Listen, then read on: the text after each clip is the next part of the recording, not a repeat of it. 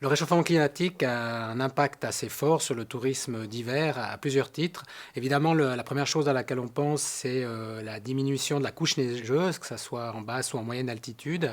Et ce qui fait que les domaines skiables se sont équipés de manière assez massive en enneigement artificiel pour pallier à ce manque de neige. Mais il y a aussi d'autres impacts auxquels on pense peut-être moins, notamment tout ce qui est le pergélisol, donc la fonte de ce sol qui est constamment gelé et qui pose des problèmes notamment sur certaines infrastructures comme des pylônes ou des arrivées de télécabines qui doivent régulièrement être réancrées, réparées pour être stabilisées. Le tourisme est aussi une activité qui émet passablement de gaz à effet de serre, et en particulier pour ce qui concerne le tourisme d'hiver. Ce que l'on constate, c'est qu'évidemment, il y a le fonctionnement en lui-même des domaines skiables qui est assez intensif en énergie. Il y a toute la question de l'hébergement touristique, notamment on est en montagne, il fait froid, il faut chauffer les bâtiments. Mais très clairement, le poste, si on veut, qui est le plus négatif au niveau du tourisme, ce sont les transports, puisque la grande majorité des visiteurs viennent soit avec leur voiture privée, soit lorsqu'ils habitent plus loin en avion, et c'est clairement le principal poste émetteur de gaz à effet de serre.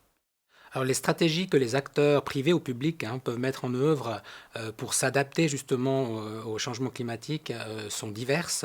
Jusqu'ici, c'est essentiellement des mesures techniques, notamment l'enneigement artificiel qui a été privilégié, mais de plus en plus, on a d'autres stratégies possibles comme la diversification de l'offre, comme une plus grande collaboration entre les acteurs ou un effort fait sur la question du marketing. Ce que l'on constate, c'est la difficulté quand même des acteurs de terrain de changer de modèle de développement, de sortir du business as usual. C'est vrai qu'ils ont passablement de soucis sur la rentabilité, je dirais, à la saison suivante, et ils ont une difficulté à réfléchir à plus long terme.